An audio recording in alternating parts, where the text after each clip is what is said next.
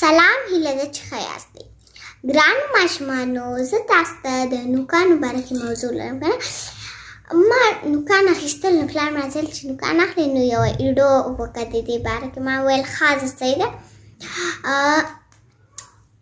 ما چې دی زما نوکان غټ شوي نو ما اخیستل مې دا ځینې ماشومان نه نوکان نه اخلي، لاسونه پټوي، ایریږي ترېنه. زما خوره مې چې تخنېږم خو باید نوکان واخلئ. نوکان ډېر تاوانونه لري، ځکه ولې ډېر تاوانونه تاسو پرې مریضېدلی هم شئ. اول تاوان دا دی چې تاسو کله ډوډۍ خورئ، تاسو به لاسونه وینځلي خو د نوکانو په منځ کې به هم خیري. نو تاسو چې کله ډوډۍ خورئ خیري به ستاسو خولې ته ځي او بیا به ستاسو تېرېږي. نو تاسو ستوني مریضه کېږي، هر رقم چې مریضه کېږي که نه.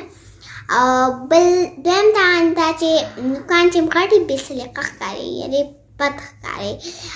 او دریم دا چې نوکان هم غټ وي نو خپل مخ هم شو کولی شئ، تندی هم سترګې هم جوبلولی شئ، نور خلک هم جوبلولی شي خپل نوکانو.